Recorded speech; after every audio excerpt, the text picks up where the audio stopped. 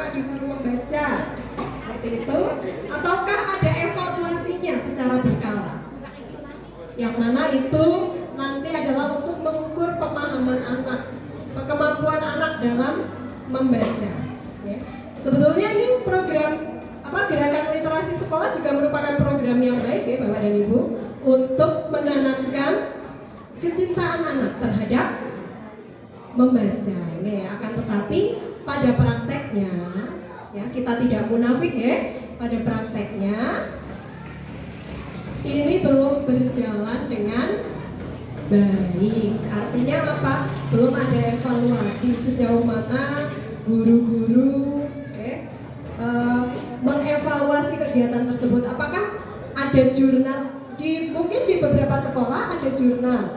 Anak-anak nanti secara berkala menuliskan jurnal sampai mana dia membaca, kemudian juga anak-anak diminta secara berkala untuk menceritakan buku yang sudah dibaca, begitu ya. Ya, tapi secara umum hal ini belum berjalan. Hanya sekedar maca, begitu ya. Nah, kemudian ini Bapak dan Ibu untuk AKM nasional mengukur ketercapaian pembelajaran pada satuan pendidikan. Oke, apakah pembelajaran sudah tercapai atau belum?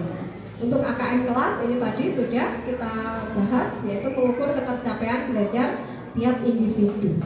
AKM tidak mengetes siswa, tapi mengajak siswa untuk berpikir kritis.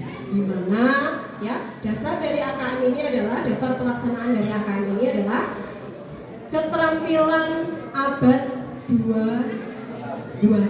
Oke, untuk apa mawon ya Bapak dan Ibu, saya dibantu mengingat. Yang pertama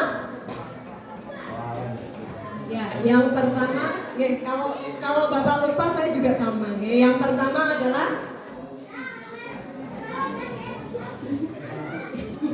berpikir kritis atau critical thinking and problem solving, di mana anak-anak kita ya, dilatih untuk dapat berpikir kritis dan memecahkan masalah. Lalu Pak kita. Lalu yang kedua, anak-anak kita juga dilatih untuk dapat berkomunikasi. Ada 4C ya, keterampilan abad 21. Ya, ada yang mau menambahkan jadi 6C boleh ya. Yang pertama tadi critical thinking and problem solving. Kemudian yang kedua kreativitas, creativity and innovation ya, atau berinovasi. Kemudian yang ketiga tadi collaboration. Bagaimana anak-anak kita juga diajarkan untuk dapat bekerja sama. Karena apa Bapak dan Ibu, keterampilan berkolaborasi ini tidak kalah pentingnya. Apalah artinya seorang anak itu cerdas, namun dia tidak bisa bekerja sama dengan orang lain. Justru keterampilan kerjasama inilah yang di kemudian hari pada kehidupannya ya menjadi sangat penting. Kemudian yang keempat adalah komunikasi. Anak-anak kita dilatih untuk berkomunikasi atau mengomunikasikan idenya, mengomunikasikan gagasannya. Lalu ditambah lagi ada C yang kelima, yaitu pendidikan karakter ya. Dan C yang keenam adalah citizenship atau kewarga negaraan ya. Citizenship atau kewarga negaraan ya. Menjadi sebuah pembelajaran bagaimana menjadi warga negara yang baik. Dan keenam keterampilan abad 21 ini terangkum ya, kalau dalam pendidikan kita adalah profil pelajar Pancasila, di mana ya, ada 6 dimensi ya dari profil pelajar Pancasila. Akan tetapi saya tidak akan membahas itu karena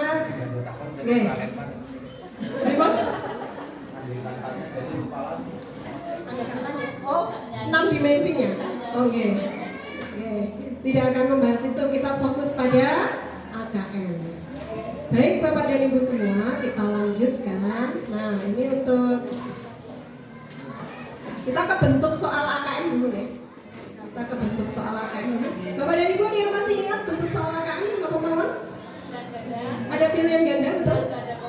Leres, lalu menjodohkan, uraian, benar, salah. Oke.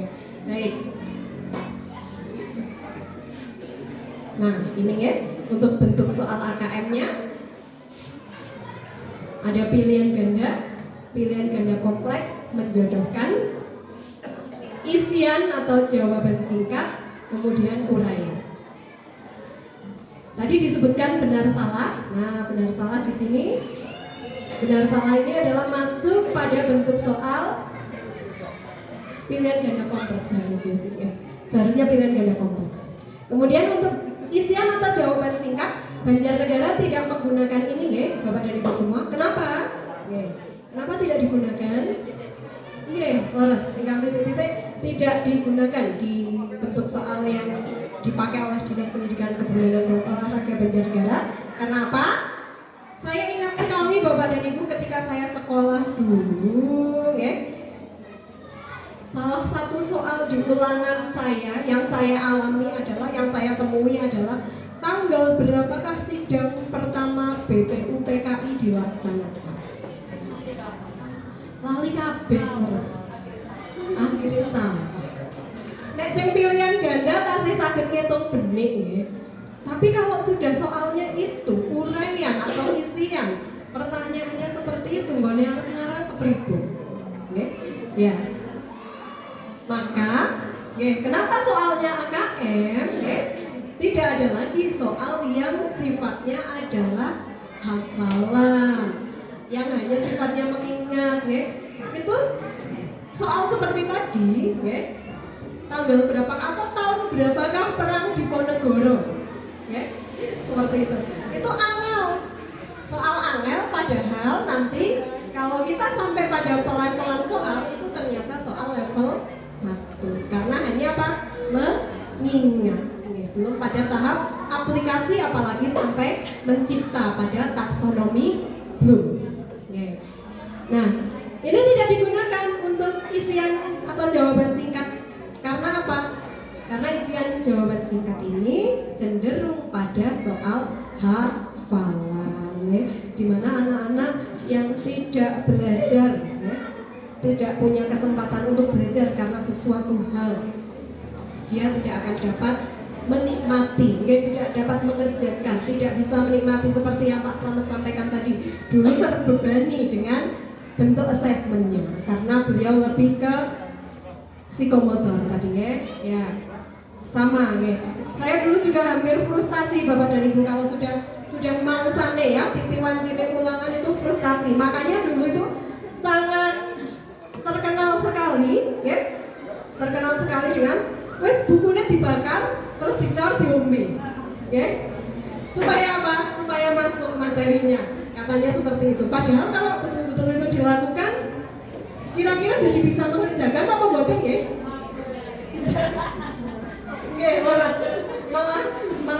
malah mendem ya Bu, maaf Bu ya. Baik, ini.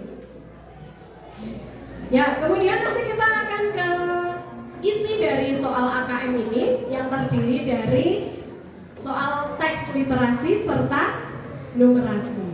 Kemudian secara konten ada personal, sosial, budaya, dan saintifik.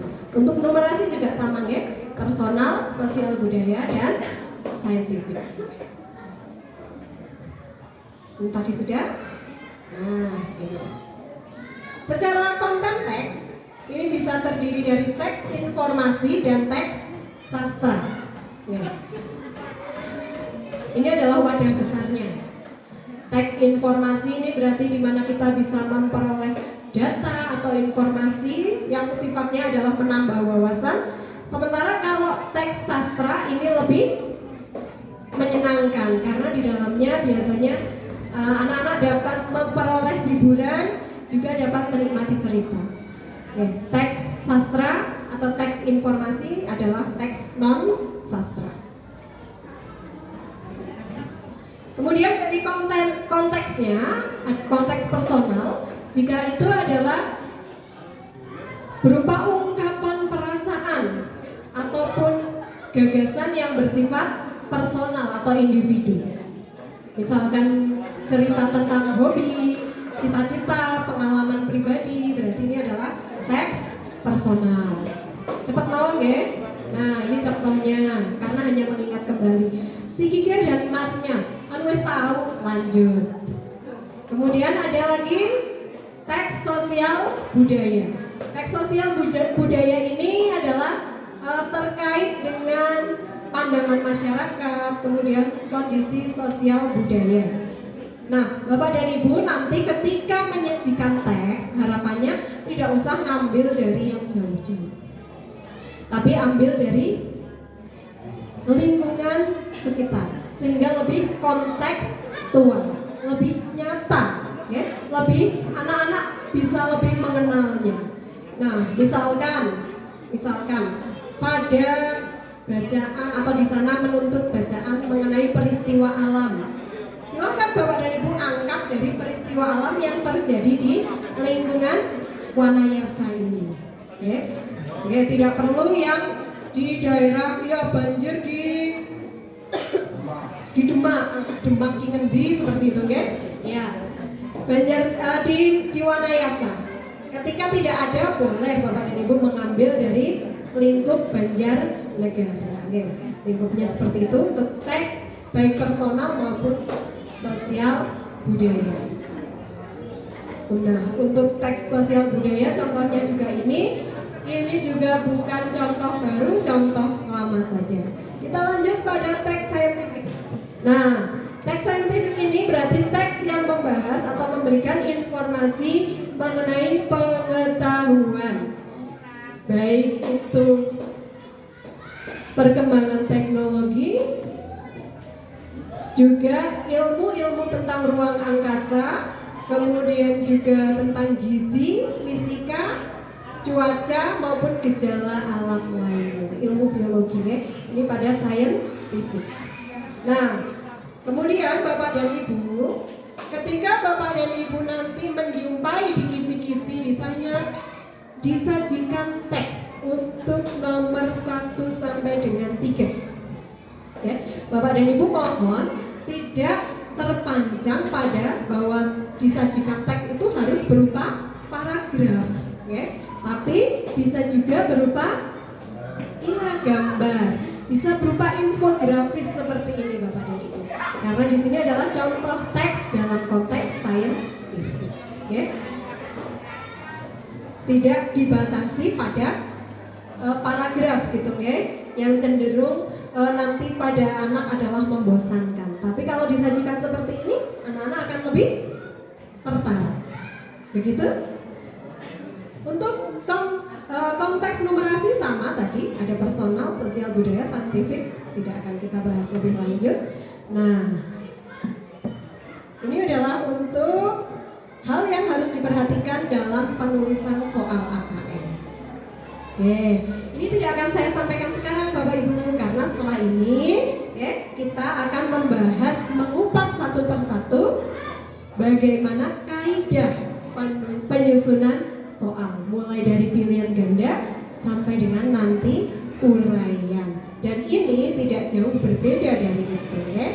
Maka tidak akan saya sampaikan sekarang. Ini untuk bentuk soal AKM tadi sudah disampaikan. Nah, ini tadi, ya. Untuk pilihan ganda tidak ada masalah, ya. Terdiri dari pokok soal dan beberapa pilihan jawaban. Terdapat satu jawaban benar. Oke. Untuk kelas 1 pilihannya ada 3, berarti A, B, C. Untuk kelas 4, 5 dan 6 pilihannya ada 4. Nanti sampai D. Ya.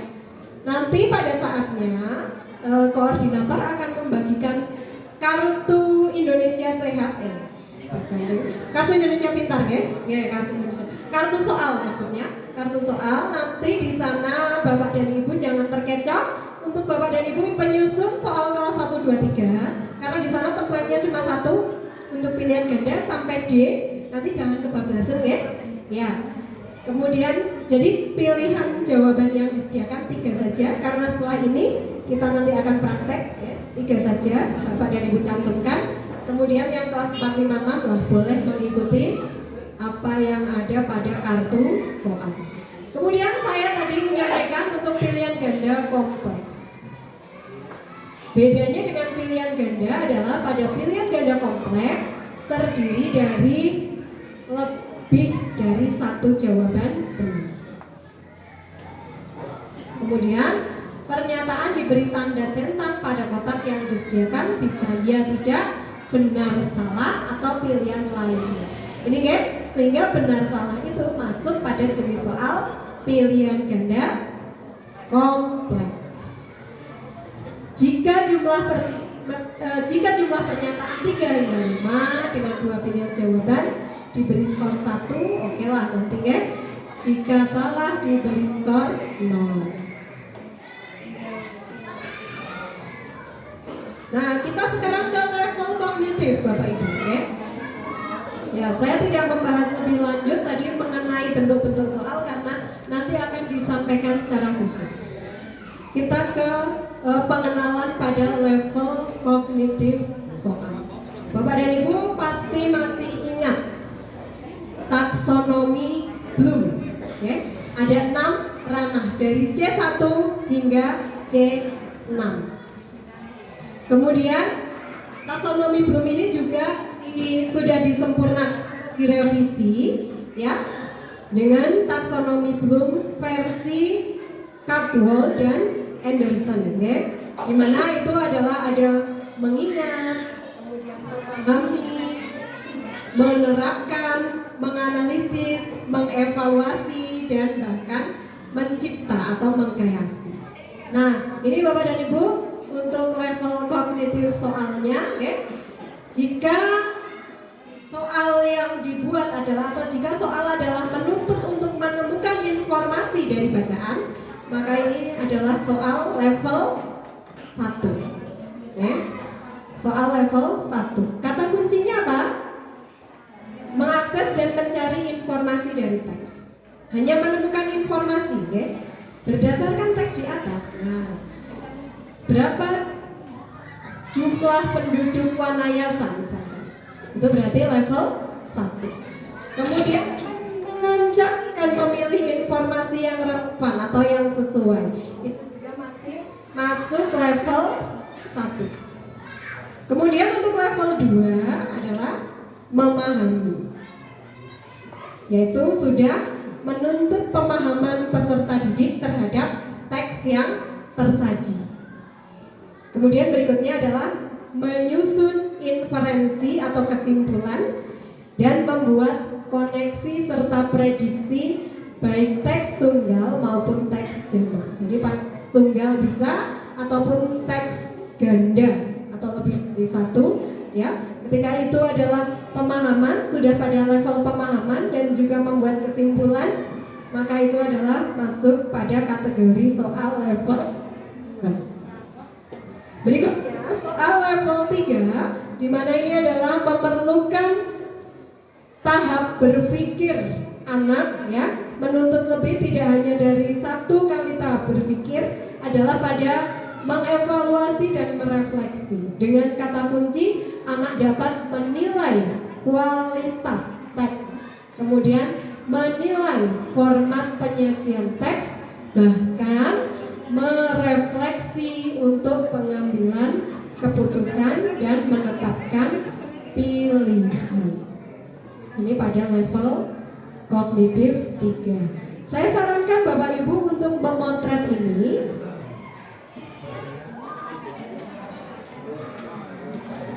Ya, motretnya layarnya saja, nggak usah motret saya ya Bapak dan Ibu. Temennya, oke, itu karena nanti ini akan menjadi dasar bagi Bapak dan Ibu dalam berlatih membuat soal. Oke, kalau setelah ini, nanti sore kami akan membagikan untuk materi dari materi 1 hingga nanti nanti materi 4 secara cuma-cuma. Ya, kita lanjut untuk distribusi. Oh sudah? Oh belum, silahkan. Ya, monggo.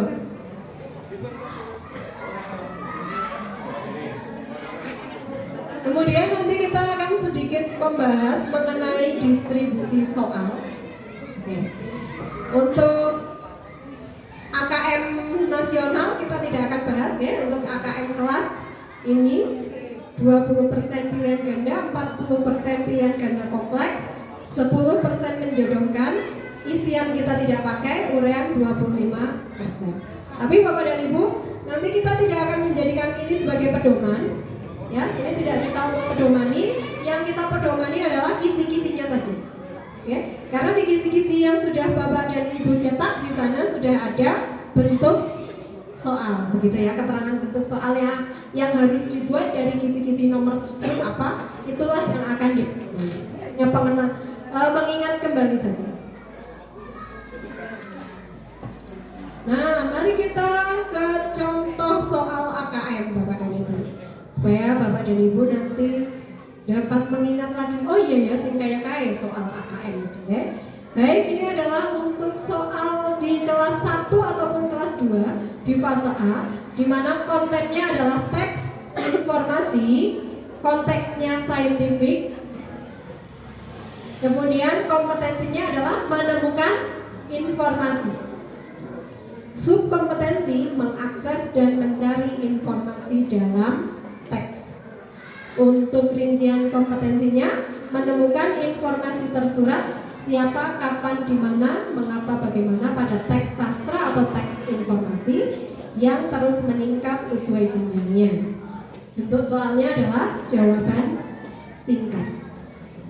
Ya, untuk jawaban singkat sebenarnya kita tidak pakai ya, tapi ini hanya mengenalkan saja.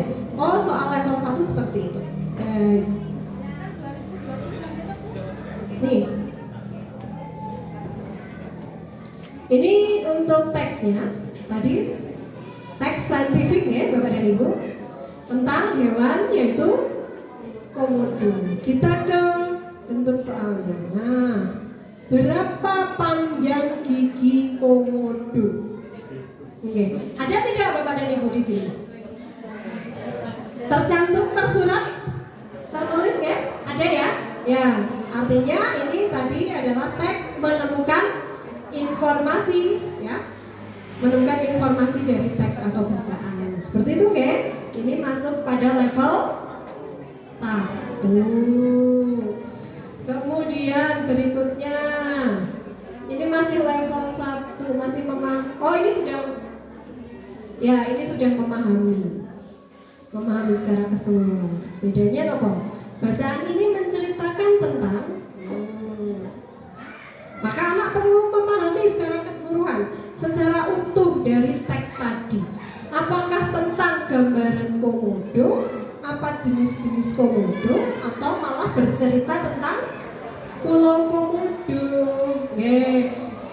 Kita nggak usah balik ke teksnya ya, karena di sini ternyata sudah ada jawabannya ya. Tadi itu teksnya cerita tentang gambaran komodo. Ya. Sudah ada bayangan ya Bapak dan Ibu? Teks level 1, soal level 1 dan level 2 ya. Iya. Berikutnya ini masih memahami, kita lanjutkan saja. Mengakses informasi ini level 1, memahami secara literal. Nah ini, mengevaluasi dan merefleksi. Jadi di sini tadi ada bacaan tentang kue tradisional di Indonesia. Kemudian untuk soal level 3-nya ya, dengan kompetensi mengevaluasi dan merefleksi. Level 2 ya, mengevaluasi dan merefleksi adalah sebutkan satu jenis kue tradisional di daerahmu yang terbuat dari kelapa, gula nira atau gula merah, dan aneka beras. Jelaskan bentuk dan rasanya. Maka anak ini akan mengaitkan, ya, mengaitkan pengetahuannya dengan konteks lingkungan. Sing digawe sekang ya, yang dari kelapa, kemudian gula merah, lalu beras. Apa ya? Aneka beras. Bisa beras ketan, bisa beras Jawa. Kenapa Bu? Ya, apa? Cucur. Bisa cucur. Apa lagi? Serabi? Serabi bisa. Klepon? Bisa juga. Iya, kalau di Kali Bening wajib ledik juga bisa ya. Karena terbuat dari kelapa, gula nira, dan aneka beras. Kemudian anak akan menjelaskan bentuknya, lalu juga akan rasanya, menceritakan rasanya. Ya, ini di sini apem kalau berdasarkan teks. Tapi kan di sini konteksnya adalah di daerahmu, sehingga jawabannya akan sangat beragam sesuai dengan ya. Kalau di sini di tempuran apa yang khas namanya mungkin bisa jadi beda. Namanya di tempuran namanya klepon, di Wanayasa kondom. Ya, karena bentuknya yang bulat misalkan ya. Nah, itu Bapak dan Ibu semua. Lalu berikutnya adalah prinsip dari soal AKM ini Bapak dan Ibu. Nah, prinsip dari, jadi saya slide-nya bolak-balik ya. Prinsip soal AKM ini ya, stimulus ya, atau teks yang Bapak dan Ibu sajikan nanti ketika menyusun soal harus memenuhi ini IIKM. Apa itu? Inspiratif ya, atau bisa mempengaruhi. Kemudian informatif, memberikan informasi, memberikan pengalaman baru untuk anak-anak kita. Ada kebaruannya, ya, bukan sesuatu yang lama. Ya, kemarin ketemu itu ya pada bahasa Jawa. Ya, Bapak dan Ibu ada bahasa Jawa pada soal penyusunan soal bahasa Jawa, karena menggunakan bukunya itu buku Kurtilas ya, itu disajikan bacaan mengenai lumpur lapindo. Kira-kira memenuhi kebaruan boten Bapak? Boten ya. Karena apa? Peristiwa lapindo itu bahkan sudah hilang dari berita ya. Iya, maka untuk memenuhi kebaruan bagaimana, sekalipun di bukunya adalah tadi ya berbicara mengenai lapindo, itu kan berarti peristiwa alam gitu ya. Sajikan peristiwa alam yang ada di Banjarnegara saja, di Wanayasa saja yang terbaru begitu ya. Tidak harus kontekstual, tidak harus jiplak. Kalau tidak ada yang terbaru, terdekat, setahun 2 tahun belakangan ada atau tidak? Oke, ada setahun 2 tahun 3 tahun belakangan ada ya pasti ya. Kemudian menarik, artinya ya teks yang tersaji, baik itu teks informasi, teks sastra, ini harus dapat menarik anak ya, menarik perhatian anak untuk dapat atau untuk senang membaca. Inti dari ini adalah anak suka membaca. Gitu ya, sehingga kita sajikan teks. Maka teksnya nanti harus berfungsi Bapak dan Ibu, sehingga tidak ada lagi ya cerita seperti saya dulu zaman sekolah angger arep ujian, dadak iya tadi menyeduh, bakar buku dulu, kemudian dicor, diminum begitu ya, yang nanti ngendikane Ibu tadi mendemi ya Bu ya, seperti itu. Baik Bapak dan Ibu semua, untuk pengenalan soal AKM, bentuk soal AKM ini yang dapat kami sampaikan. Untuk selanjutnya kita nanti akan menuju ke materi ketiga, yaitu kaidah penyusunan soal sekaligus praktek menyusun soal. Untuk koordinator bisa dibagikan ya kartunya, kartu Indonesia Sehatnya ya. Terima kasih, akan dilanjutkan oleh beliau Pak Slamet. Terima kasih plus. Sambil senam juga. Baik Bapak Ibu, sebelum dilanjutkan saya mau mengajak panjenengan semuanya. Saya tidak akan menunjukkan jati diri sebagai guru PJOK. Ya, perlu diketahui karena basic saya PJOK Bapak Ibu, bukan guru kelas ya. Makanya pada materi-materi tertentu ya saya tidak menguasai, bahkan tidak mudeng gitu. Nah, nanti sambil membagikan kartu Indonesia Pintar itu kalau untuk anak, nah ini berarti kartu guru pintar,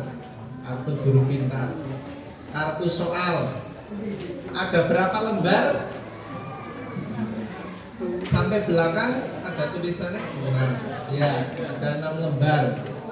Nanti kita bersama-sama akan mengkaji dulu ya, memperdalam pemahaman kita tentang beberapa kaidah penulisan soal. Kenapa Bapak Ibu kaidah penulisan soal ini perlu kita pahami bersama? Ya karena kita mau menulis soal. Kalau kita mau menulis soal berarti kita harus memahami kaidahnya.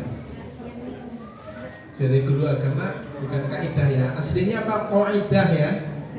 Qaidah, bukan qaid. Ya. Kaidah penulisan soal. Ini sudah menjadi kata serapan ya.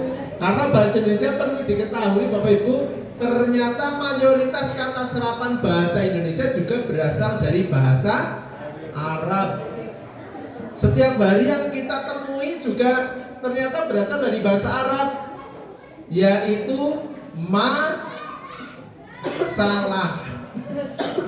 Masalah itu juga berasal dari bahasa Arab. Apa kita setiap hari ada masalah? Ada masalah, ada nggak di rumah? Di sekolah? Ada. Di jalan ada. Wong buang bungkus pisang kulit pisang sembarangan kemudian merugikan kita yang sedang berjalan, itu juga masalah. Baik, hari ini juga nanti kita mau mencari masalah. Nah, membuat soal itu sama saja membuat masalah.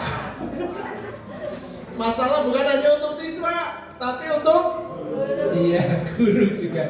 Penyusun, iya jelas. Nah, karena apa Bapak Ibu? Kita dihonori, digaji, dibayar, memang salah satunya untuk membuat masalah, gitu. Tapi masalah sing positif, aja masalah sing negatif, ya. Apa ada masalahnya negatif? Banyak. Masalah yang positif, ya ini salah satunya. Masalah tetapi patut dikembangbiakkan. Yaitu menyusun soal. Nah, baik Bapak Ibu, untuk materi ini nanti tentang kaidah penyusunan soal kita awali dari yang pertama, karena bentuk soal kita yang akan ditulis itu ada berapa bentuknya?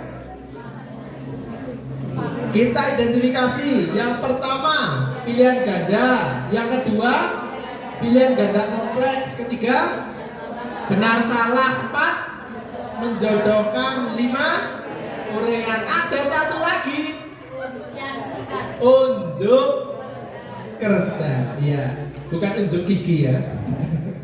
Ya ini yang baru, unjuk kerja. Dan ternyata Bapak Ibu, unjuk kerja itu juga menjadi salah satu bentuk asesmen yang ada di kurikulum Merdeka saat ini. Performance test, bahasa aslinya begitu. Jadi kalau di buku babonnya tentang konsep kurikulum, aslinya itu adalah performance test. Jadi tes performance itu ya bagaimana penampilan, kemudian keterampilan dari peserta didik itu nanti dinilai. Nah, kaidah penulisan soal yang pertama soal pilihan ganda. Saya coba cek kalau dari belakang kelihatan apa enggak sih? Kelihatan tapi tidak bisa dibaca ya. Ini nggak ada solusi ya Pak Santo ya? Oh mudah-mudah lah ya, masih sangat tajam, setajam silet. Kita langsung, nggak apa-apa. Kalau misalnya ini, oh iya Bu, amal jariah yang paling depan memfoto setiap slide nanti kirim ke grup. Jadi nanti sambil menyimak HP. Cuma jangan disalahgunakan menyimak HP-nya. Nanti menyimak HP kalau scroll lain, terus pilih-pilih barang, terus check out. Nyocokan mandan kayak dukun kok. Iya ngerti sedulur winarah ini. Biasanya kayak gitu biasanya kalau main HP ya nanti godaannya ketone kok ala promo main nggih. Promo tahun kabisat ada enggak? Iya karena tanggal 29 Februari kan tidak setiap tahun. Berarti urung kepikiran gue nang kana. Masih nggih Shopee kudune gawe kowe promo kabisat ya. Main ya. Ternyata ditemukan oleh guru ini ide kreatifnya. Nah kayak gini yang patut dikembangbiakan ini ya, inovasi promo kabisat main. Nah sing gue toko nang gua bisa deh nang gua promo kabisat nanti serba murah. Baik, langsung ke soal pilihan ganda. Bentuk panjenengan sudah tahu semuanya, tetapi cara menyusun soal pilihan ganda ini ternyata ada paugerane, wonten pedomane. Soal pilihan ganda pada hakikatnya adalah soal yang paling mudah untuk dikerjakan oleh peserta didik, tetapi soal pilihan ganda adalah paling sulit bagi penyusun atau bagi guru. Kenapa? Nah, karena satu, soal harus sesuai dengan indikator sambil dipirsani kisi-kisi yang sudah di print out. Di situ ada kolom indikator soal, ya. Indikator soal, soalnya harus disesuaikan itu dengan kisi-kisi yang sudah ada. Jangan ini Bapak Ibu asline, larang-larai. Kalau yang membuat soal harusnya juga sekaligus yang membuat kisi-kisi dulu, ya. Jawaban jelas nanti rangkaiannya berarti diawali dari membuat kisi-kisi, kemudian menyusun soal, menyusun alternatif jawabannya, sekaligus menyusun pensekorannya. Gue asli sak paket komplit hak wewenang panjenengan selaku penyusun, selaku guru begitu. Cuma karena ini kan kita sedang latihan, yang terpenting latihan keterampilan dulu menyusun soal. Berikutnya nanti di KKG seperti yang disampaikan tadi oleh Pak Parto, pendalamannya nanti cara menyusun kisi-kisi di KKG. Supaya apa? Ngerti kisi-kisi yang diharapkan itu kadang berbeda dengan yang nanti menyusun soal gitu. Nah yang kedua, pilihan jawaban harus homogen dan logis. Contoh homogen seperti ini Bapak Ibu. Kalau panjenengan membuat soal di lingkup materi IPA tentang istilah pengikisan tanah oleh air. Misalnya soalnya adalah pengikisan tanah yang diakibatkan oleh air laut disebut titik. Itu kan bisa jadi soal pilihan ganda. Jawabannya kalau untuk kelas atas atau kelas 456 ada 4 option. Misalnya abrasi, erosi, trasi misalnya gitu ya. Sing keempat emosi ngono ya. Itu namanya tidak homogen. Ya, kenapa? Melupatnya tuh banget. Homogen itu artinya sefrekuensi, seirama, berdekatan, sejenis. Nah, jadi guru agama maning sekufu. Ya. Sekufu ya. Jadi artinya carilah yang kemudian kalau jawabannya yang dimaksud adalah abrasi, maka 3 pengecoh ini harus yang berdekatan istilahnya dengan itu, selingkuh. Masih logis. Lah kalau panjenengan misalnya tadi memasukkan emosi sama terasi, ini jaka sembung naik ojek, nggak nyambung cek, gitu kan? Nah, maka misalnya pilihannya abrasi, kemudian erosi, erupsi. Kalau orasi itu apa Bu? Oh, oleh angin. Nah, itu berarti benar. Nah, ini kan saya juga nggak tahu nih kalau yang kayak gitu, karena bukan guru kelas. Mengakui saya kelemahannya banyak. Salah satunya itu, ya. Nah, ini masih logis karena apa? Homogen, masih berdekatan. Yaitu homogen. Logis juga. Terus yang ketiga, setiap soal harus mempunyai satu jawaban yang benar. Nah, ini nanti kita bahas sekaligus dengan pilihan ganda kompleks. Karena pilihan ganda kompleks hampir sama atau bahkan dikatakan sama, hanya bedanya kalau pilihan ganda kompleks pilihan jawabannya lebih banyak, pilihan jawaban benar yang dipilih juga lebih banyak. Tersedia berapa? 5 kalau untuk kelas atas, 3 untuk kelas bawah. Kalau untuk kelas bawah dari 3 jawaban yang tersedia ditentukan 2 jawaban yang benar. Kalau kelas atas tersedia 5 jawaban, ditentukan 3 jawaban yang benar. Bedanya mingonot top. Yang lain sama. Dari sisi materi konstruksi sama. Kemudian dari sisi konstruksi ini, pokok soal harus dirumuskan secara jelas dan lugas. Tidak boleh bertele-tele, menggunakan kalimat induk, kalimat penjelas, malah kayak separagraf. Itu tidak efektif untuk soal pilihan ganda. Nah, sehingga tadi contohnya misalnya pengikisan tanah yang diakibatkan oleh air laut disebut titik langsung pada pokok soal atau stem soalnya. 5. Rumusan pokok soal dan pilihan jawaban harus merupakan pernyataan yang diperlukan saja, orang nambah-nambahi gitu ya. Terus yang keenam, pokok soal jangan memberi petunjuk ke arah jawaban yang benar. Ini jangan pakai kalimat-kalimat yang kira-kira menggiring anak untuk menjawab kepada jawaban yang benar. Berikutnya, pokok soal yang mengandung pernyataan yang bersifat negatif ganda itu dihindari. Jangan menggunakan.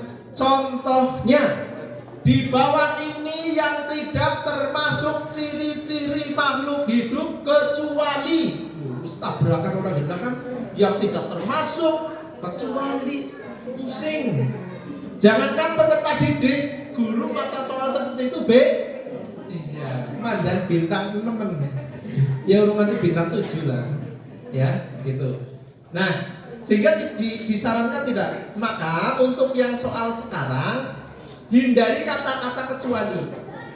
Baiknya menggunakan kata positif. Misal, di bawah ini yang tidak termasuk, yang bukan ciri-ciri makhluk hidup adalah titik seperti itu. Yang kedelapan, panjang rumusan pilihan jawaban harus relatif sama. Misal ada 4 option, misalnya jawaban berupa kalimat, buatlah kalimat itu yang relatif sama. Jangan seperti kecil kita sekolah dulu, cari jawaban yang paling panjang. Soal PPKN biasanya itu jances banget dengan jurus itu. Iya apa enggak? Ya kalau iya berarti ya. Nah, pengalaman dari siswa begitu. Ternyata siswa juga punya feeling untuk bagaimana mengatasi masalah yang dibuat oleh gurunya begitu. Karena begitu. Nah, kita juga sama. Kalau yang A satu kalimat satu baris, B, C, D juga sama gitu. Jangan yang A setengah, baris, B 1,5, C 3 baris. Nah, jangan sampai. Cari yang relatif sama. Di kotak-katik kapan lah gitu ya. Di kotak-katik, di otak-atik supaya nanti panjang rumusan relatif sama. Yang kesembilan, pilihan jawaban jangan mengandung pernyataan yang berisi semua pilihan jawaban di atas salah atau semua pilihan jawaban di atas benar. Itu jangan. Karena anak SD itu bukan calon mahasiswa. Itu kan ciri-ciri soal umpetan kan, UMPTN, iya kan? Mesti muncul soal kayak gitu. ABCD lah ngisor dewek, semua jawaban di atas benar lah, seranggu biasanya beres gitu. Padahal itu jawaban yang salah, menjebak. Tidak boleh pakai itu. Harus berbeda jawabannya. 10. Pilihan jawaban yang berbentuk angka atau waktu disusun berdasarkan urutan besar kecilnya, dari besar dulu baru ke kecil atau sebaliknya gitu. Contoh, perang di Ponegoro terjadi pada tahun titik. Pada apa? Iya. Nanti jawabannya ada yang muncul ba'da maghrib. Gitu kan? Iya, gue mengingat gampang sih. 1825 sampai 1830 begitu. Karena maghribnya sekarang 18.10. Pada maghrib. Nah, kalau misalnya membuat seperti itu diurutkan, misalnya jawaban yang benar A 1825 sampai 1830, maka di bawahnya mau lebih besar dari itu atau lebih kecil dari itu, diurutkan. Gambar, grafik, tabel, diagram dan sejenisnya terdapat pada soal harus jelas dan berfungsi. Jelas berfungsi artinya kalau peserta didik tanpa mengamati grafik yang ada di stimulus, dia pasti tidak akan menjawab. Itulah salah satu ciri stimulus yang panjenengan buat itu berfungsi. Tapi kalau sebaliknya, oh berarti soalnya harus dibuat yang lebih baik agar betul-betul bersumber pada grafik yang ada. 12. Butir soal jangan bergantung pada jawaban soal sebelumnya. Ya. Kemudian kaidah penulisan soal untuk pilihan ganda. Nah, setiap soal menggunakan bahasa yang sesuai dengan kaidah bahasa Indonesia yang baik dan benar. Pakai kata baku. Sekarang Bapak Ibu di HP yang TOP-BGT itu download di Play Store KBBI 5. Silakan. Kamus Besar Bahasa Indonesia jilid 5. Thumbnailnya warna biru. Silakan dikulak itu. Ya masalah kertas karo gamis arep badhe yang saya dinaman yang lain. Iya. Ya KBBI 5. Terus yang kedua, mohon dikulak juga di Play Store EYD 5. Thumbnailnya merah. Itu bagian dari panjenengan untuk memodali diri sendiri dalam menyusun soal supaya nanti dihadapkan pada kata yang baku atau tidak baku, jenengan konsultasinya ke situ. Yang valid, sahih ya ke KBBI 5 itu. Ya. Misalnya pernapasan apa pernapasan? Pakai P. Nah, P kan? Biasanya orang saudara kita dari Sunda antara P dan F itu ya tertukar-tukar ya mungkin. Gitu. Nah, nanti bisa di situ. Ya. Terus yang ketiga, ini juga sangat bermanfaat untuk guru penyusun bahasa Jawa. Download Bau Sastra Jawa. Bau Sastra Jawa. Itu juga untuk semua guru nanti bermanfaat. 3 hal itu mohon di-download, nanti besok sampai sekolah panjenengan informasikan ke guru yang lain. Ya Shopee orang kudu dibuang lah. Barang misalnya ya ora apa-apa gitu ya. Grab misalnya ya enggak apa-apa dijejerkan dengan situ. Yang berikutnya, jangan menggunakan bahasa yang berlaku setempat jika soal akan digunakan untuk daerah lain atau nasional. Walaupun hanya dipakai di Wanayasa, walaupun nanti mapelnya bahasa Jawa jangan ditulisi baju melazu gitu kan, karo cah azu gitu, pakai Z jangan gitu kan ya. Mazum paling ginjar gitu jangan ya, Eza gitu kan jangan juga pakai yang menggunakan bahasa berlaku yang baku gitu, apalagi bahasa Indonesia dibegitukan ya repot. 15, setiap soal harus menggunakan bahasa yang komunikatif. 16, setiap pilihan jawaban jangan mengulang kata-kata atau frase yang bukan merupakan satu kesatuan pengertian. Itu pilihan ganda sama pilihan ganda kompleks sama. Kemudian sekarang kita melihat contoh belum dibuka itu bener yang masing praya praktek ya. Nah, kita lihat contoh soalnya untuk pilihan ganda ya. Tadi kan sudah disampaikan leveling, sudah ya. Level 1, level 2, level 3 ya, hanya 1, 2, 3 tok, tidak ada gold ya, platinum, silver. Itu biasa sing cokan dolanan wengi. Iya, malam MLM ya. Jangan ya. Ini hanya 1, 2, 3 tok, tidak ada leveling yang lain. Ini untuk level 1 contohnya seperti ini. Peserta didik menentukan informasi yang disajikan dengan benar, kisi-kisinya. Subkompetensinya, loh ini kok ada subkompetensi Pak? Iya, muncul dari yang tadi. Bagan yang sudah difoto kan? Sudah difoto dan sudah di-share ke grup? Iya, sudah. Mencari dan memilih informasi yang relevan. Ini hanya mencari informasi saja. Ini contoh soal pilihan ganda untuk level 1. Level 1 artinya bukan berarti soal yang mudah.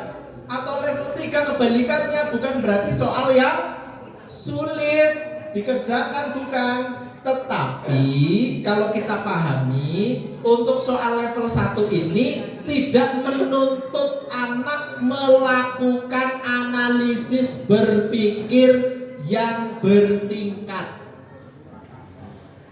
Nanti ada contohnya.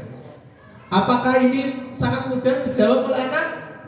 Mudah, karena tidak memerlukan analisis yang rumit. Yang penting anak membaca, mencari dan memilih informasi yang relevan, bisa menjawab. Apa cita-cita Bella? Menjadi guru ya. Level 2 terlihat banget ini. Lihat ya. Tidak terbaca. Ini peserta didik dapat memahami unsur intrinsik dalam cerita fabel, memahami teks secara literal. Jadi yang penting anak membaca, memahami teks secara literal ya. Kemudian pasti dia akan bisa menjawab apa yang ada di dalam fabel itu, unsur intrinsiknya apa gitu. Nah, ini contoh ke langsung level 3 yang tadi saya sebutkan. Soal level 3 itu tidak berarti soal yang sulit. Kenapa? Di sini membutuhkan tingkat berpikir yang berlapis. Artinya gini, anak disuruh untuk menganalisis persamaan pada dua teks yang ada dengan benar, ya. Nah, subkompetensi apa? Menilai kualitas dan kredibilitas konten pada teks informasi jamak atau lebih dari satu. Berarti anak yang perlu dilakukan pertama adalah membaca dulu keduanya. Yang kedua, mengetahui informasi inti di teks 1 dan teks 2. Yang ketiga, kemudian dia melakukan penilaian terhadap kualitas itu. Nah, ini contohnya seperti ini ada. Termasuk menjawabnya pun ini membutuhkan analisis, karena memasangkan di teks 1 dan teks 2 membahas tentang apa. Teks 1 dan teks 2 membahas tentang apa.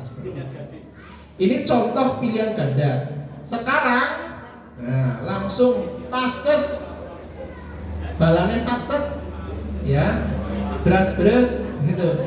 Langsung pegang kartu soal. Nah, pilih salah satu kisi-kisi yang meminta panjenengan membuat soal pilihan ganda. Dibuat teksnya, ilustrasinya ya, dibuat stimulusnya sesuai dengan permintaan yang ada di kisi-kisi itu. Nah, kalau kisi-kisi peminta misalnya disajikan beberapa gambar makhluk hidup misalnya, nanti panjenengan tidak usah digambar, gambar satu dinosaurus, gambar dua ular piton, bahkan tidak usah, dikotaki saja, nanti di dalam kotak ditulisi gambar dinosaurus, gambar apa gitu. Orang usah batik terus gambar dinosaurus, itu nggak usah. Ya, kalau ternyata itu diminta untuk membuat stimulus berupa gambar. Kalau berupa teks, tuliskan teks. Sarannya diarahkan Bapak Ibu dalam menyusun ilustrasi berupa teks, buat paragraf ataupun kalimat yang bersumber dari ide panjenengan sendiri, dihubungkan dengan lingkungan sekitar Wanayasa. Wanayasa bagian Karang Tengah dan sekitarnya sana pasti bisa jadi akan berbeda dengan Wanayasa bagian atas, ya, bagian utara. Karena mungkin bentang alamnya sudah berbeda. Contoh, misalnya jenengan perlu stimulus di bahasa Indonesia, angkatlah cerita sama tokoh mungkin ya yang ada di sekitar sini, nggak masalah. Hindari penggunaan nama tokoh-tokoh nasional, apalagi tokoh politik. Misalnya si Gemoy pergi ke pasar, itu jangan, nggak boleh ya. Walaupun Anda pecinta berat misalnya gitu, janganlah, ditahan itu ya. Jangan diungkapkan rasa cintanya di soal. Terus misalnya Prabowo dengan Anies dan Ganjar bersama-sama bermain bola. Setelah itu mereka berkelahi. Ngalamatul konyol, ya. Jangan itu, ya. Hindari. Ambil tokoh yang panjenengan mau tulis yang mungkin sering dibaca oleh anak. Dayu, Budi, Edo, Lani, Siti, misalnya begitu ya. Jadi tidak menimbulkan kerusuhan. Gitu. Monggo disilakan.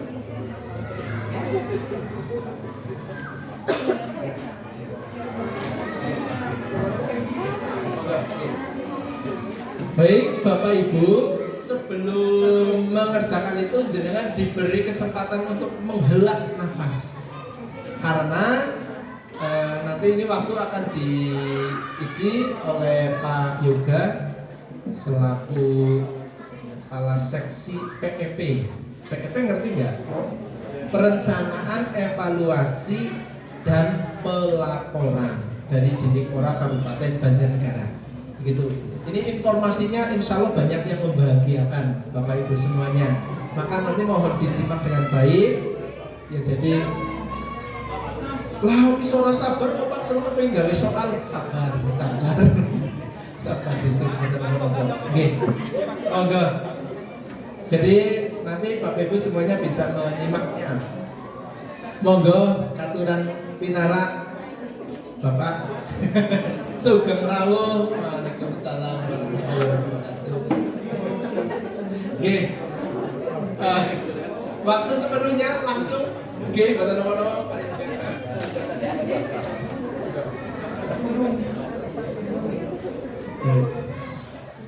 Bismillahirrahmanirrahim. Bahasa Jawanya apa Mas?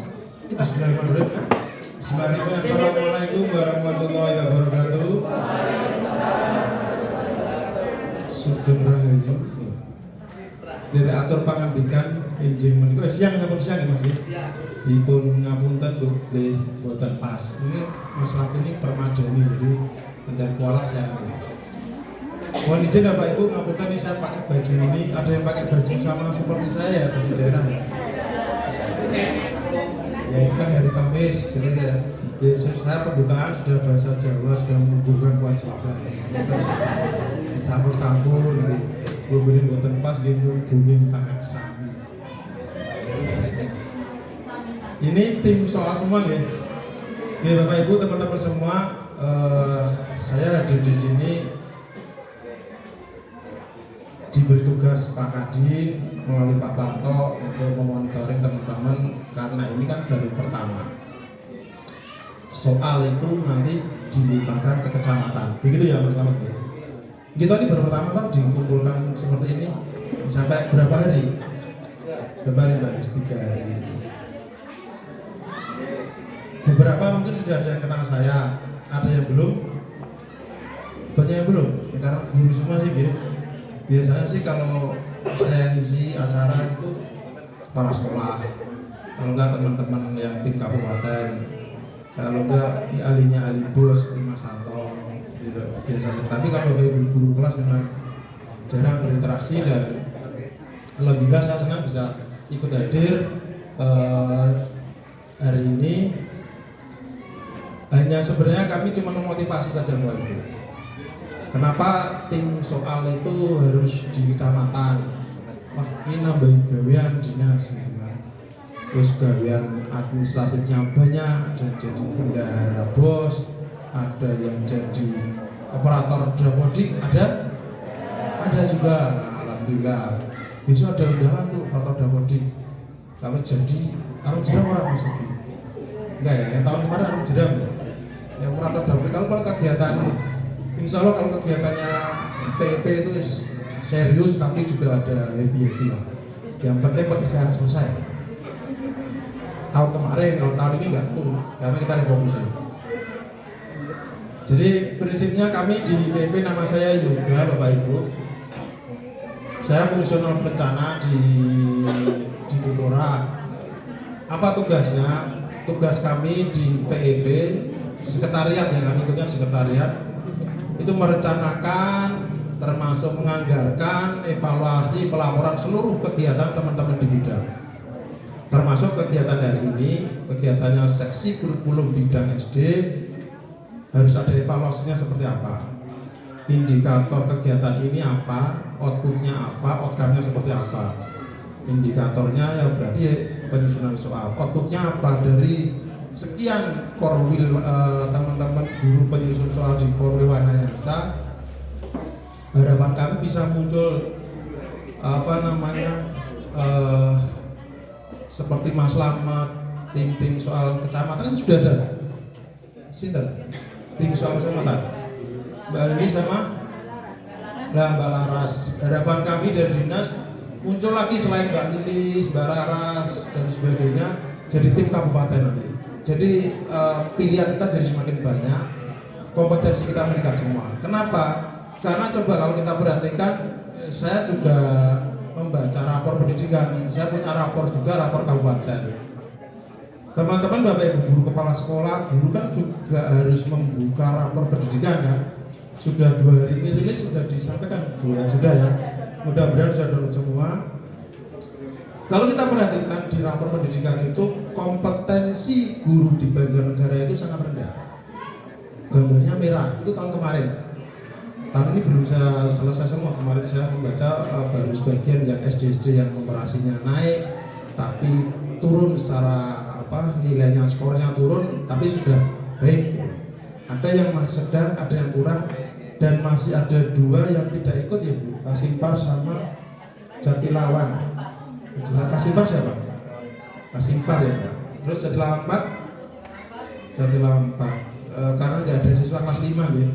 Dan mudah-mudahan tahun depan sudah ada lah. Kalau Jatilawan 4 insya Allah tahun ini kita bangun ya relokasi sekolah karena luar biasa di Jatilawan 4. Kasimpar juga siswanya masih sedikit ya. Itu PR 27 tahun depan ada kelas 5 nya nggak tahun ini nanti. Berarti ikut AIBK ya? Kan bisa ikut AIBK kelas 5 nanti. Karena kalau nggak ikut AIBK jenengan kan nggak punya rapor, jadi agak meskipun bisa nanti kita asesmen sendiri tapi agak di luar dari di luar dari regulasi yang ada. Kalau yang belum ada tuh kabupaten ada 7 kalau salah sekolah yang tidak mengikuti ANBK karena tidak memiliki siswa kelas 5. Jadi ketika saya membaca itu tahun kemarin itu indikator kompetensi guru kita rendah.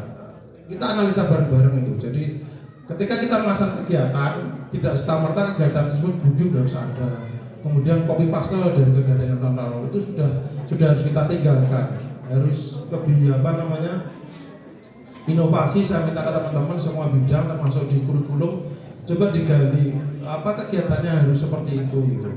Kebetulan juga ada beberapa usulan dari K3S kemarin ya Bu Warijen. Dan ya saya kira juga membantu Mas Slamet dan teman-teman di kabupaten gitu. Ketika indikator kompetensi guru kita rendah, ada sesuatu di situ.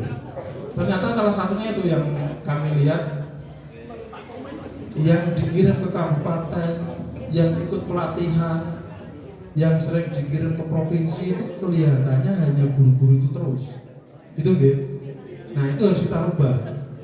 Nah salah satunya dengan kegiatan seperti ini nanti akan muncul, akan kelihatan korwil mana yang menyusun soal minimal mendekati apa istilahnya kaidah penyusunan soal yang sama.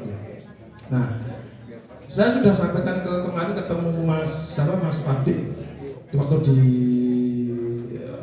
Madukara. Coba kalau memang nanti bisa seperti itu, bisa nggak dibuat apa ya Mas Samja? Kalau lomba rasanya gimana ya? Korwil mana yang ketika menyusun soal itu menurut teman-teman kabupaten sudah mendekati kaidah? Itu kalau memang iya, kenapa enggak gitu? Kita biasanya ada reward gitu ya Mas Sato ya. Sato, Badek. Singgung yang pakai ini SD mana? Wah, keren. Jadi satu, jelas, mebel besok. Catat ya. Jadi satu, mebelnya harus kuno banget ya. Saya foto di situ untuk mebel saya zaman SD sampai saya sudah 82. Saya SD, jadi belum lahir mungkin ya. Oh, belum dong. Nanti jangan digeser Bu, mebelnya setelah satu nanti di barisan. Kalau yang lain digeser saja nanti. Karena tengah dapat mebel digeser. Tempurang 2 kasihkan yang lainnya aja. Itu berarti. Siapa lagi ya? Gedungnya mau dapat direlokasi.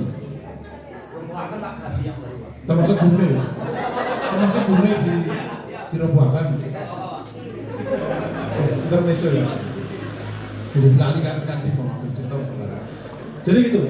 Kalau kompetensinya sudah naik, karena ukuran di rapor pendidikan itu termasuk gitu. Jadi di indikator kalau Bapak Ibu hanya melihat di literasi, numerasi, karakter, apalagi Mas Santo, banyak kan di rapor itu indikator-indikator yang sekolah yang dipelajari. Kalau kami di kabupaten itu indikatornya lebih banyak lagi.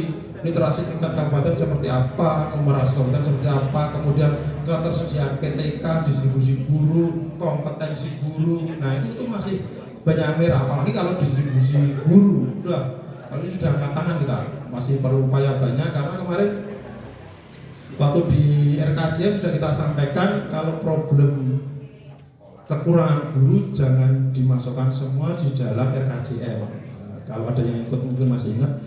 Karena itu memang problem nasional, bukan hanya daerah. Kita kekurangan guru itu sekarang tinggal 1.700 Bapak Ibu, teman-teman semua. Banjarnegara itu kekurangan guru 1.700-an. Meskipun sudah ada P3K, hampir tiap tahun itu kita yang pensiun itu sekitar 300-an loh. Ini sama aja kalau formasi guru tidak diisi, ya sudah akan terus berkurang, tidak selesai-selesai itu. Kalaupun ada sekarang, saya coba kita perhatikan yang ada di Bapak Ibu pasti guru-guru Nyon Sewu yang tidak linear dengan mata pelajaran. Ada yang Nyon Sewu tamatan SMA ngajar, tapi kuliah lagi. Tapi itu kan belum bisa dikatakan sebagai guru dari versi damodiknya, kan nggak bisa masuk teman-teman itu. Ada yang dia bakti ngajar, dia nggak masuk damodik, tapi karena dia mengajar, ya dapatnya hanya dari keserahan. Tidak boleh dimasukkan di dalam damodik karena tidak punya NOPTK itu. Nah, itu yang memang yang harus kita perhatikan ketika kita melihat indikator-indikator tersebut. Kalau saya sih prinsipnya lebih banyak di tupoksi kami di perencanaan dan anggaran, termasuk evaluasi. Ya intinya semuanya pasti kan bermuara di anggaran. Termasuk hari ini kelihatannya karena ini baru dimunculkan di pertengahan, saya yakin kegiatan dari ini dari K3S ya, K3S. Kemarin saya sudah ke 6 Korwil sama. Jadi kemarin sudah kita diskusikan Mas Slamet dengan Mas Fadil, kalau dihitung-hitung 50 kali 1000 jadi ya enggak ada gitu. Tapi ya kan 50 orang kan sekali hadir kali 20 kan 1000 orang. Mungkin kalau nggak ada perubahan nanti coba kita diskusi lagi, kan 50 jutaan ya. Nanti kita buat per korwil teknisnya seperti apa. Karena kalau yang kemarin, pengalaman kemarin anggaran yang untuk K3S dan KKG ternyata SPJ-nya pada ribet gitu kan. Dan ngapunten kalau sudah berbicara tentang anggaran, lah saya paling sebel kalau sudah cerita anggaran, ada beberapa teman-teman yang Wanayasa sih gak Wanayasa, nggak tahu sama atau nggak beda, saya nggak tahu. KKG, K3S kita berikan anggaran, ternyata ngeklinnya pada rame itu ya masih manusiawi lah, tapi harapan kita nggak seperti itu. Nah konsepnya kita rubah nanti, mungkin kegiatannya tetap di kurikulum, di seksi kurikulum, tapi distribusinya per korwil atau seperti apa, itu hanya mekanisme teknis. Prinsipnya kita mengakomodir semua, kalau memang itu sejalan dan ada di dalam RKJM, ada di dalam indikator rapor pendidikan, kenapa enggak gitu. Jadi nanti diusulkan saja Mas dirembuk dengan teman-teman kebutuhan seperti apa, disampaikan ke Pak Parto, Pak Nur, kalau Pak Yuga sudah menyampaikan seperti itu, saya kira tidak masalah gitu. Daripada misalnya kegiatan yang tidak ada inovasi, kreativitas itu kan harus sudah ini jangan dulu lah. Generasi baru Mas Slamet CS teman-teman ini saya terima kasih luar biasa. Jadi artinya kita dinas nggak bisa Bapak Ibu teman-teman bekerja sendiri gitu. Jadi memang harus dari bawah juga. Kalau di dalam ilmu perencanaan itu asumsi anggaran itu tidak harus dari top down gitu. Bottom up juga perlu Bapak Ibu usul kegiatan apa sampaikan seperti ini juga dari bawah. Ternyata pengen biar guru-guru di kecamatan kan potensinya lebih tergali gitu, bisa membuat soal. Dan besok kalau sudah bisa membuat soal nggak perlu Mas Slamet, Mbak Ana datang gitu kan, cukup selesaikan di sini Mbak Laras sama Mbak Lilis narasumber temporari berapa berkala kumpul bikin soal, kan seperti itu kan. Yang namanya diferensial kan seperti itu kan, pembelajarannya kan beda-beda, nggak mesti sama. Korwil Wanayasa tidak mungkin sama dengan Korwil Banjarnegara. Idealnya kalau kita melihat nuzulnya PMM itu kan seperti itu gitu. Jadi nggak mungkin sama nanti, soalnya harusnya memang nggak sama. Korwil Wanayasa, Banjarnegara itu sudah beda-beda. Wong di rapor saja kan hasilnya beda-beda. Ya nggak usah berpikir nanti jadinya kurikulum nasional. Lagi viral ya. Saya juga ngikuti meskipun saya tidak di kurikulum. Nah kita ini pajinya itu memang orang-orang yang luar biasa tertindas tapi tetap semangat ya. Loh ya saya kita katakan jujur apa adanya. Nek kon garap PMN wes kurikulumnya ganti, kadang bingung nih. Terus kon garap PMN, yo nek ono sinyal. Jadi Lawang 4 sinyalnya dam-dam gitu kan. Saya sudah ke Jati Lawang 4 berapa kali ya? Sampai mana terjadi lambat ya? Iya, Mbak Adis ya beberapa kali. Pernah ke sana kosong, sudah pada pulang. Karena masih jam. Tiwas seneng ngacung diri juga disebut kosong. Tiwas semangat ya Mbak Adis ya. Ya, tapi ke sana juga pas ada ya, jadi luar biasa. Saya kira ada ya, nggak ada yang pengen pindah ke Jatipak. Tahun depan, insya Allah tahun ini bangunannya baru loh. Kita bangun lokal baru di depan itu. Jadi mungkin lebih bagus. Nanti kalau ada sampaikan di Parjen aja. Iya, butuh guru karena tambah kelas besok. Iya, itu ada yang butuh tuh kata Parjen. Nanti gedungnya baru. Termasuk yang Swida mana Swida? Ya jadi ya Mas ya. Swida Pak. Oh siap. Itu teknis Pak ya. Oke. Namanya tugasnya sudah. Kalau saya ditanya tugasnya PP, tugasnya Mas juga sudah selesai sampai tahap keluar angka itu kan. Tapi permasalahan di lapangan luar biasa itu tolong dipahami. Jadi jangan sampai di luaran itu orang guna sekolah ya, tapi kan memang banyak permasalahan kita di lapangan itu faktor-faktornya banyak. Tapi insya Allah tahun ini kita pasang lagi Pak Joko. Amin. Gak usah khawatir. Ya masalah angkanya bisa didiskusikan kembali, nggak selesai tahun ini, tahun depan kalau saya masih di Lipora tak pasang lagi. Iya, makanya justru itu wis kadung tak pasang, aduh jalannya longsor Pak Joko pripun itu nanti itu. Ya sabar lah. Kayaknya kemarin ada sekolah di lain ya, di rumah kok diturun ya anak itu ya? Tempat duduk. Ya tempat duduk ya Bapak kemarin nyampaikan itu apa yang bisa kita intervensi, apakah anak itu butuh transport atau butuh alat tulis. Kemarin Bapak menyampaikan seperti itu Pak Kadis. Nanti itu di luar lah, nanti konteksnya malah. Siap, nanti saya ketemu Pak. Saya hanya nyinggung tadi Swida kenapa nggak jadi karena permasalahan teknis ya. Nanti bangunannya sebenarnya sudah kita hitung kemarin itu. Jadi kalau kami di PIP di Percana nggak hanya tentang kegiatan, lebih banyak sih kalau Bapak Ibu Kepala Sekolah biasanya saya ngisi, saya menyampaikan sesuatu itu ya yang isu yang seksi kan sarpras ya. Sekolah panjenengan dipersani masing-masing gitu. Ada yang tahu selain Mas Santo, Mbak Lilis, terus yang di depan itu anggaran di Timur, ada yang tahu nggak? Kalau nggak boleh lain selain Mbak Lilis, Mas Santo sudah sering. Kalau Bapak Ibu guru yang lain kan belum tahu. Kalau ada yang tahu tak mebel ya wis ya. Anggaran di Timur berapa Mas Mbak? Pinten aku bos sekolah ya. Pinten anggaran pun di Timur setahun wis ngarang rak apa lah berapa Mbak? Kasih par jadi butuh laptop pinten jumlah rak kalau ANBK minta laptop berapa laptop itu gak ada yang tahu 800 miliar, 750 miliar, 800 miliar. Bapak dari mana? Ada jadi dua Pak. Oh Pak dan Sari juga, iya pada Mas Santo ya?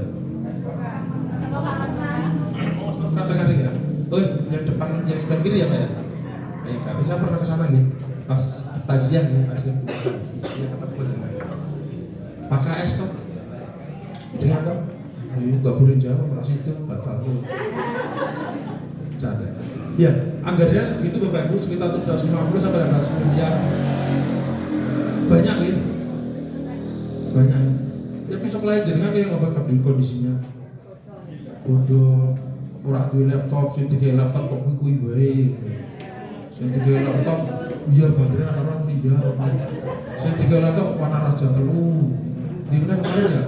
Karang Tengah. Jatilawang telu. Wih. Teguran 2 masih lihatnya banyak yang butuh gitu.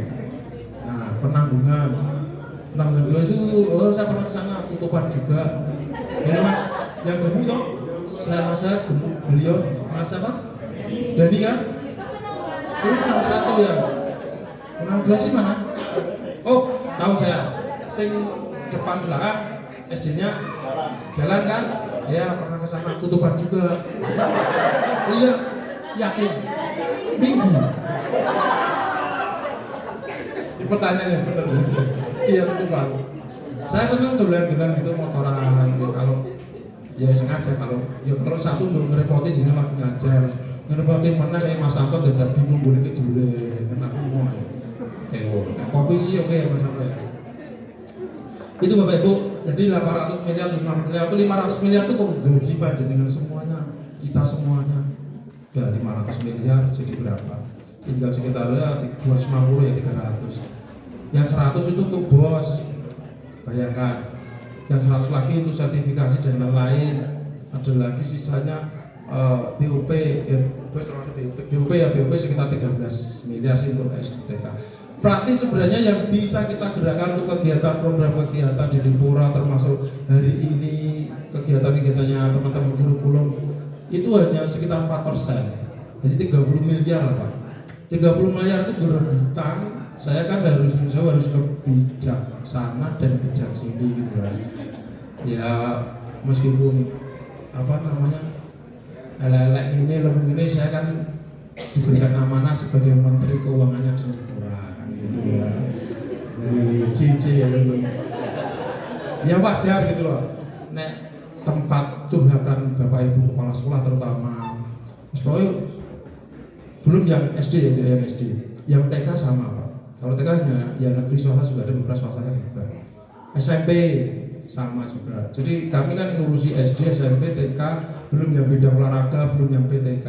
Jadi uang 4% dari 800 miliar sekitar 30 miliar terus berebutan sana sini gitu. Bayangkan kalau bangun satu lokal saja kayak Swida kemarin 1,2 miliar gagal hilang kan emang uang kita gitu. Terus yang lainnya juga Jatim Pak kemarin sudah kita pasang 400 ternyata ada problem, kembali lagi kas daerah. Kan memang mendingan waktu itu kalau memang tidak bisa dipastikan ya 400 juta saya pasang di Padang Sari, di Karangtengah jadi berfungsi jadi apa ya Mas itu. Tapi itu problem di lapangan itu.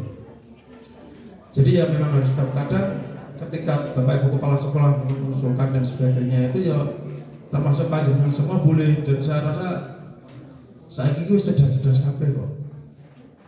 Kadang kepala sekolah mengusulkan tuh Pak, ini ruang kelas saya itu luar biasa Pak, sudah bolong internetnya Pak, ini pokoknya kalau terus pakai ditambahi bumbu-bumbu saya dramatis saya keadaan lah. Nah, anak udah berarti aku Pak, ini guru-guru saya tiap hari ngepel Pak, ngepelnya jam kita jam 12, nah datanya jam berapa? Jam 10 Pak, kan repot Pak jadi. Ya, kadang seperti itu, saya, repot, ya biasa. Kadang saya tak guyoni, ya sudah yuk kita nangis bareng aja lah di ruangan sini lah ya. Di sini pada curhat itu. Tapi ya memang harus seperti itu karena memang kondisi kita seperti itu dan bagian dari tugas kami. Iya betul Bu. Bagian kami adalah menerima keluhan, permohonan, curhatan. Bukan kepala sekolah tok. Bu Korwil sama. Ikutan motif Bu Korwil di mana-mana Korwil juga sama gitu.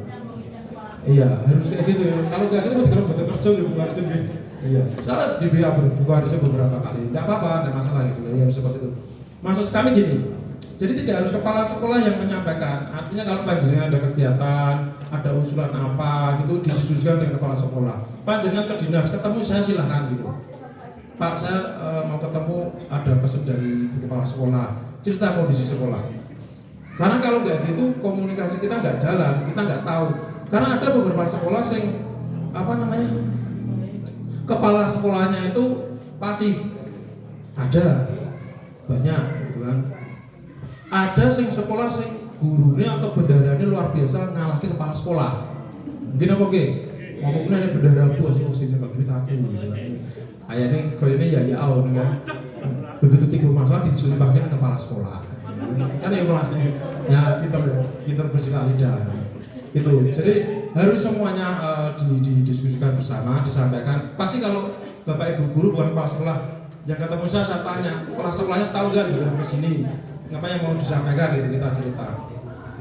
Nah itu saja kami pengen ada komunikasi apa yang dibutuhkan sekolah, ayo kita diskusikan bersama. 2 tahun ini kita sudah ada kegiatan baru, nomenklatur baru, pemeliharaan rutin. Pemeliharaan rutin itu tidak usah menunggu Bapak Ibu bongkar rusak terlalu berat. Iya memang terutama untuk sekolah kecil-kecil gitu. Kasih par, nggak usah izin ya Mbak ya.